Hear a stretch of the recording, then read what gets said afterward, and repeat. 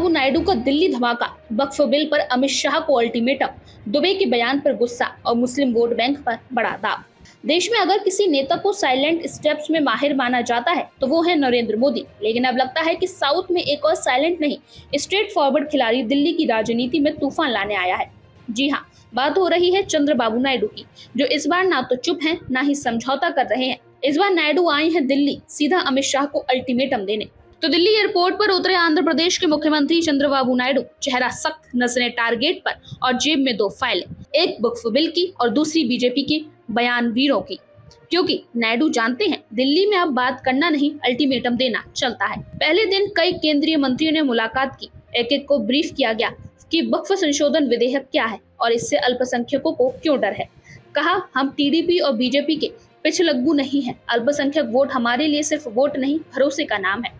अंत में पहुंचे अमित शाह के दरबार में और यही हुआ वो जिसके बाद दिल्ली गलियारों में सन्नाटा है। नायडू ने कहा, शाह साहब, हम वक्फ बिल पर खामोश नहीं रह सकते। ये ना संविधान के अनुकूल है, ना अल्पसंख्यकों के हित में है। या तो इसे वापस लीजिए या फिर एनडीए से हमारी दूरी तय मानिए। अब बात करते हैं टीडीपी के असली गुस्से की। नाम है निशिकांत दुबे, जो हर जगह दूसरे दिन सुप्रीम कोर्ट को लेकर इस्लाम तक हर चीज पर उबलते रहते हैं। दुबे साहब ने फिर से सीजेआई और वक्फ को जोड़ते हुए ऐसा कहा है जिससे नायडू बुरी तरह भड़क उठे हैं। नायडू का सीधा बयान, अगर भाजपा को लगता है कि ऐसे बयानों से मुस्लिम वोट और भरोसा बच जाएगा तो वो भ्रम में है।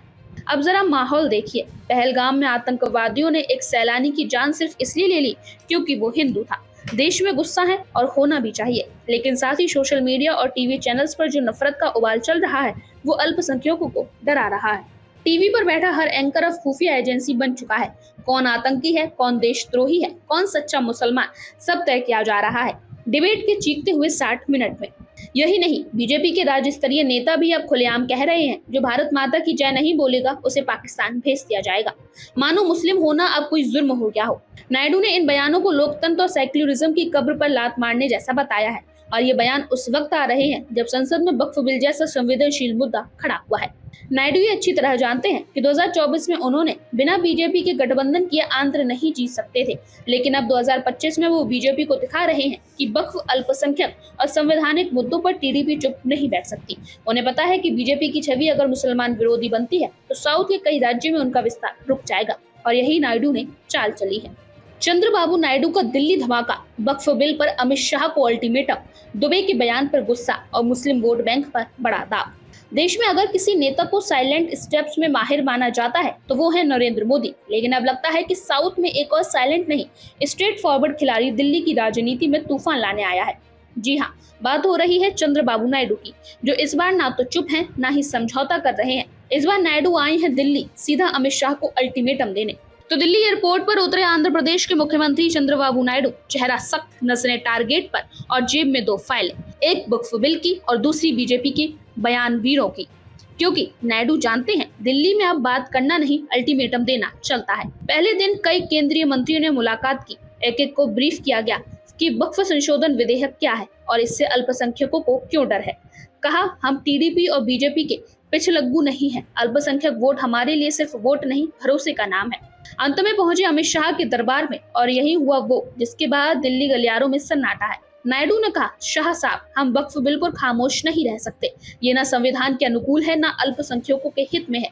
या तो इसे वापस लीजिए या फिर एनडीए से हमारी दूरी तय मानिए। अब बात करते हैं टीडीपी के असली गुस्से की। नाम है निशिकांत दुबे, जो हर जगह दूसरे दिन सुप्रीम कोर्ट को लेकर इस्लाम तक हर चीज पर उबलते रहते हैं।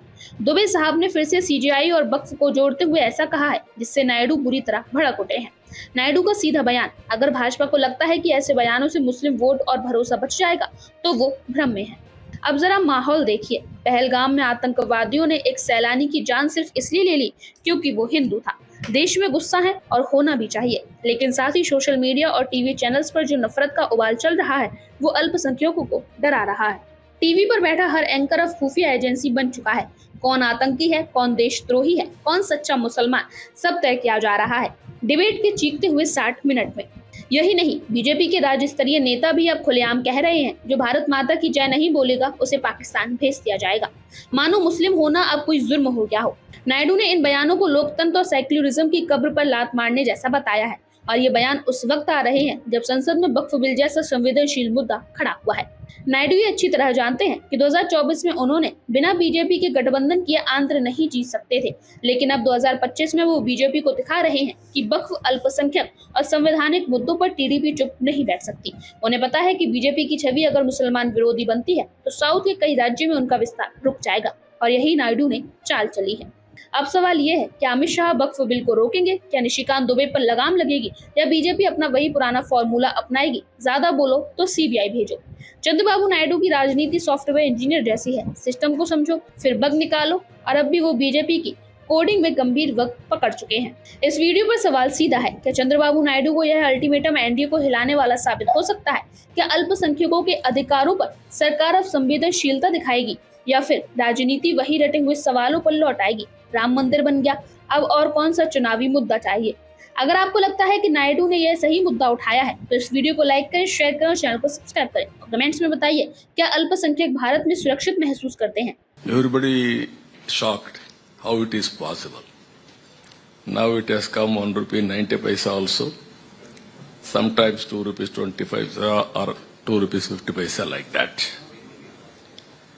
Now Honorable PM has given very big boost for RE. That is a very good thing. Either Surya Ghar and also even Kusum for promoting green energy in a big way. Now again I have taken up a mission mode.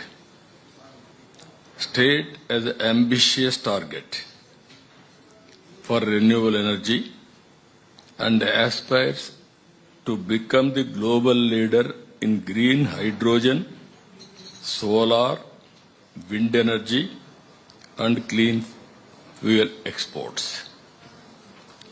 Because of my earlier, I had a reversible pumped energy in Sri Salem long back. When Greenco Anil came to me, I wanted to go for pumped energy.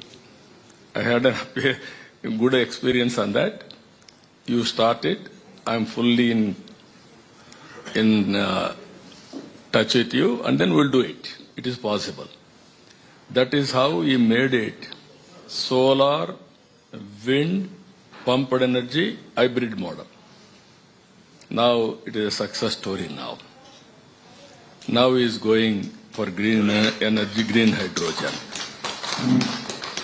Even I am very happy. Even next to him, they are having tie-up also.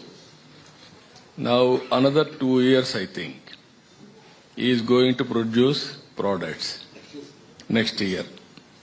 Now already site is ready, energy is ready, green energy is ready.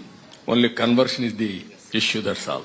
और आप हमसे जुड़े रहने के लिए subscribe करें YouTube पर, follow करें Twitter पर और लाइक करें Facebook पर। और ज्यादा जानकारी के लिए आपको टाइप करना होगा सिर्फ न्यूज़ नशा।